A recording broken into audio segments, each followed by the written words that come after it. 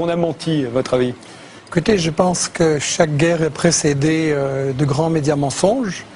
Et il faut, je pense, qui dans cette salle peut prétendre savoir tout ce qui se passe maintenant en Libye et avoir les preuves de tout ce qu'on nous a avancé. Je pense qu'une première chose qui est prudente, c'est de se remémorer que chaque guerre est précédée d'un grand média mensonge. Quand les États-Unis ont attaqué le Vietnam, ils ont dit que c'est parce que 2 navires vietnamiens avaient attaqué leur flotte. Après, ils ont reconnu que c'était faux. Quand on a attaqué l'Irak, on a dit que c'est parce qu'il avait des armes de destruction massive, qu'il était complice d'Al-Qaïda, ou toutes sortes de choses qui se sont avérées fausses. Quand on a attaqué la Yougoslavie, on a dit que c'est parce qu'il y avait un génocide au Kosovo. Un an après, j'ai eu un débat avec le secrétaire général, le porte-parole de l'OTAN. Il a dit ah non, on n'a pas dit ça, c'était faux.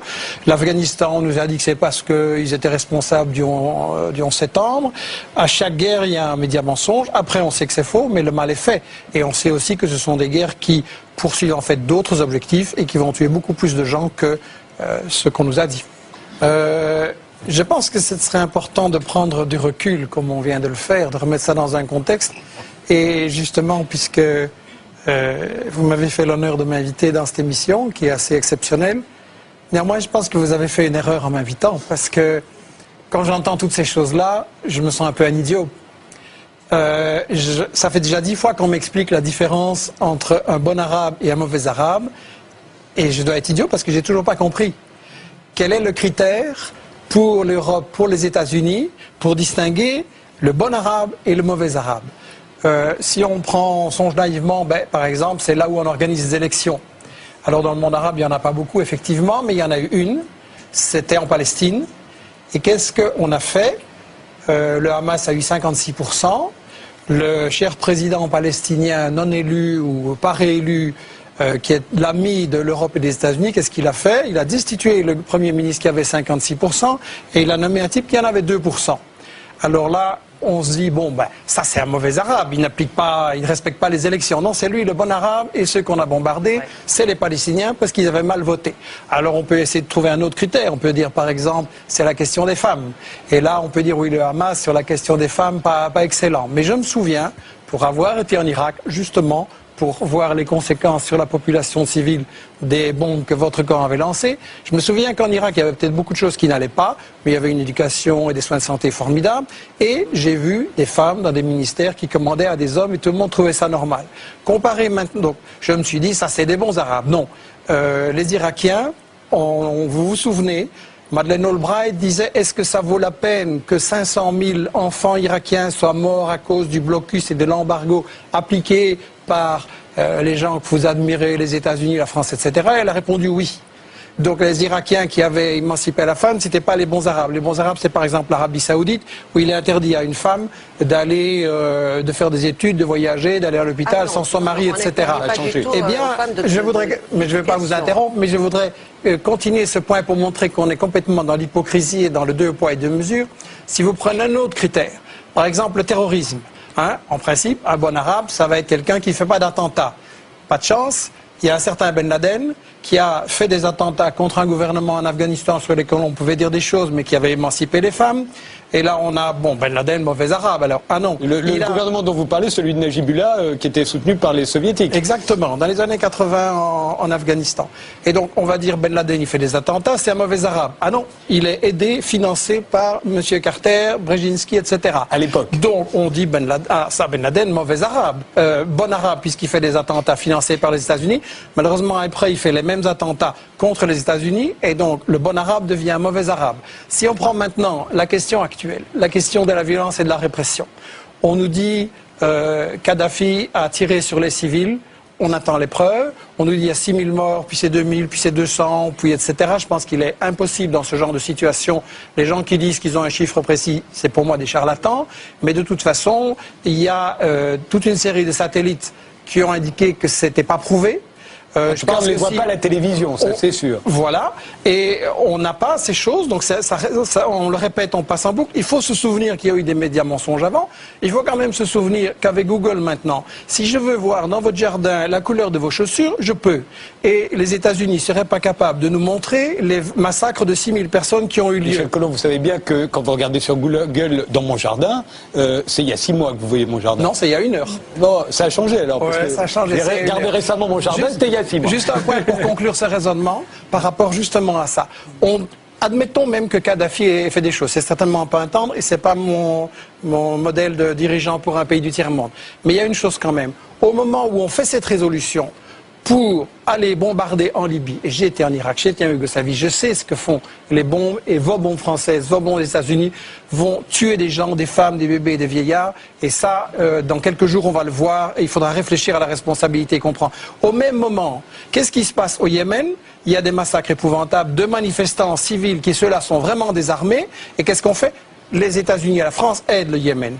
Il se passe au Bahreïn des choses épouvantables où on tire directement sur des manifestants désarmés. Et qu'est-ce qui se passe? Ce sont les États-Unis qui l'ont organisé en envoyant 2000 Saoudiens pour aller tirer sur les manifestants désarmés. Alors je m'excuse, si on veut changer de régime, si on veut mettre fin à certaines dictatures, eh bien je peux fournir à M. Sarkozy et à Obama l'adresse où se trouve le roi Fahd, et ils n'ont qu'à commencer par celui-là. Seulement, évidemment, celui-là, c'est leur ami, il leur dit merci. Et le bon arabe, finalement, dans toute cette définition, c'est l'arabe qui est à genoux, qui donne son pétrole aux États-Unis, et celui-là, il pourra traiter les femmes en esclaves, commettre des tortures, du terrorisme. Celui-là, on lui fera rien, parce qu'il dira toujours merci aux États-Unis et à M. Sarkozy. C'est bah oui. Mais de toute jeunesse tunisienne lance contre Ben Ali en disant on en a marre que ce type se remplit les poches et de sa répression et de ses violences, à ce moment-là, que fait votre ministre? Elle propose ses flics pour aller aider à matraquer les manifestants. Et Ben Ali, la France, je m'excuse, l'a protégé jusqu'au pied de l'avion qui l'emmenait. Et là, tout d'un coup, vous me dites que toucher... Vous me dites que toucher est allé trop loin. Je vous laisserai parler, mais si vous voulez me laisser gentiment terminer... Des choses incroyables et d'une simplicité biblique. Je dis des choses qui ne sont pas à la télévision tous les jours, comme ce que vous avez dit. Et c'est pour ça que ça peut prendre... Mais on ira plus vite si on ne va pas ensemble. Et c'est pour ça que ça peut prendre un peu de temps pour que ça puisse être expliqué aux gens. Après tout, ce sont des choses qu'on ne dit absolument pas dans les journaux télévisés. Donc je voudrais quand même dire une chose. Votre gouvernement qui protège... Mais c'est aussi le vôtre, en fait. Oui, il est belge. Il est belge. Ah, vous êtes belge. Pardonnez-moi, je suis belge, personne n'est parfait. Et si on veut aller au fond des choses, si vous ne coupez pas, je pense que le spectateur aura plus de chances de terminer les deux positions.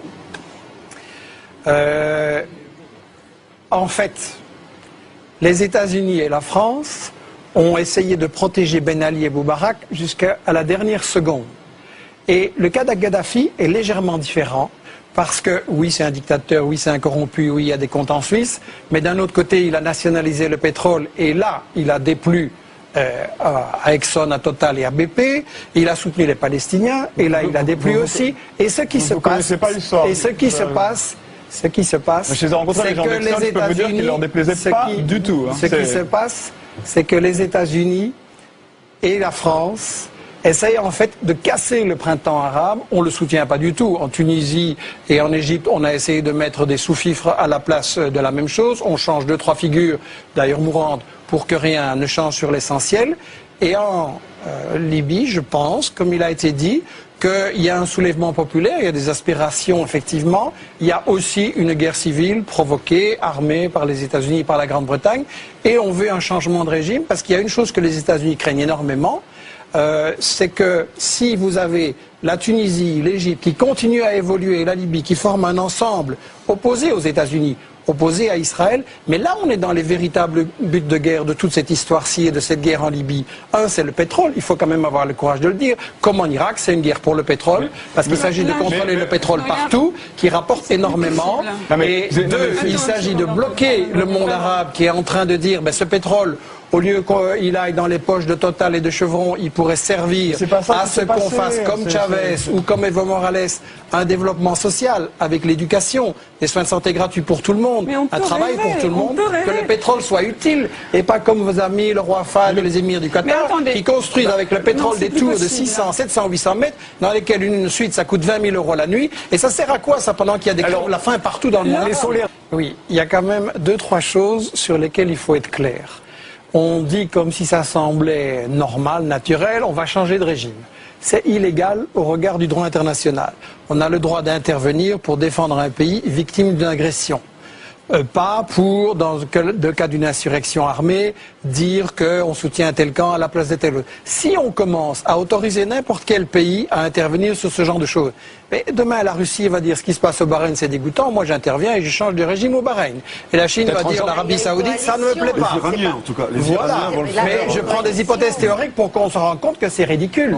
Deuxièmement, je voudrais dire ceci, il y a quand même une prétention des maîtres du monde européens et des États-Unis à dire c'est nous qui savons ce qui doit se passer là et là. Moi je suis tout à fait d'accord avec ce que Ronnie Broman a dit au point de départ. Un peuple qui veut se libérer et changer ses dirigeants, il en a le droit. Vous n'avez pas le droit à sa place. S'il y a vraiment une révolte populaire et une unité populaire, il renversera même des gens qui paraissaient indétrônables comme Ben Ali et comme Moubarak. Et par rapport à cette prétention qui m'agace terriblement de l'Européen, je voudrais dire cette chose-ci. On parle de la communauté internationale. Ça c'est un gros média mensonge. Parce que non seulement la Chine, la Russie, l'Allemagne ont voté contre, mais quand vous regardez l'Amérique... Pardon, la Chine s'est abstenue. Quand vous regardez l'Amérique latine, qu'est-ce qu'elle a fait? Elle a dit on soutient la proposition de médiation de Chavez. Je rappelle que si vraiment le but qu'on avait c'était d'empêcher des massacres de gens ou d'empêcher qu'on se batte, Chavez avait fait une proposition de médiation soutenue par la Ligue arabe et par l'Union africaine et on l'a refusé. Pourquoi? Et il se passe la même chose à chaque guerre. Contre l'Irak, contre la Yougoslavie, contre l'Afghanistan, il y avait chaque fois des propositions négociées et c'est l'Europe et les États-Unis qui les refusent. Donc c'est qu'il y a des buts cachés. Et effectivement, on essaye de renverser Kadhafi et on voulait protéger Ben Ali et Moubarak parce qu'il s'agit de garder le contrôle sur le monde arabe, sur le pétrole et de garder la place d'Israël dont on ne parle absolument pas. Plus loin, c'est que toute l'expérience historique, alors il y aurait vraiment une sorte de miracle, une épiphanie démocratique qui nous tomberait dessus. À chaque fois qu'il y a eu des interventions pour la démocratie, ce qui a été semé, c'est le nationalisme et la haine. Depuis Napoléon, nous devrions savoir ça. Nous avons 2 siècles de recul derrière nous. Nous n'avons pas un seul exemple, je dis bien pas un seul exemple, qui puisse démontrer le contraire. Pourquoi est-ce que d'un seul coup, l'histoire inverserait son cours, les mécanismes seraient mis cul par-dessus tête et la démocratie jaillirait des cratères de bombes? Je pense que les gens qui nous regardent et qui essayent de se dire qu'est-ce qu'il faut faire, est-ce qu'il faut intervenir par rapport à ces situations, peuvent se dire 2 choses. La première, c'est que chaque guerre précédente nous a été vendue avec ce qui s'est avéré par après, un média mensonge, comme vient de le dire Ronnie Broman. Donc, est-ce que les médias qui nous ont menti sur le Vietnam, sur l'Irak, sur la Yougoslavie, sur l'Afghanistan et sur toute une série d'autres encore, chaque fois qu'il y a une guerre, est-ce que cette fois-ci, par quel miracle, ils diraient la vérité? La deuxième chose, c'est que vous êtes, je trouve, un peu léger en disant il faut bombarder. Pour avoir été en Irak et en Yougoslavie, je vois les conséquences, je vois ce que ça veut dire comme souffrance pour des populations. Je pense que les Français et les Européens doivent se poser la question, est-ce que j'accepte qu'on bombarde en mon nom ces populations, et est-ce que dans tous les pays où l'Europe et les États-Unis ont bombardé, est-ce que ça va mieux maintenant? En Irak, il y avait dans les années 80, il y avait dans les... Je ne vous ai pas interrompu. Repartez pas parce que j'ai terminé vite. Oui, très vite. Si on ne m'interrompt pas, ça ira très vite. En Irak, le pays avait été libéré de l'analphabétisme dans les années 80. Maintenant, vous avez 40% d'enfants qui ne vont plus à l'école et vous avez un Irakien sur 6 qui est analphabète. En Afghanistan, le trafic de drogue a explosé. Au Kosovo, c'est devenu la plaque tournante du trafic de drogue, du trafic de femmes vers l'Europe, etc. C'est pire parce que les États-Unis et l'Europe ne sont pas la solution à ces problèmes. Ils sont généralement la cause. Ils sont le problème eux-mêmes.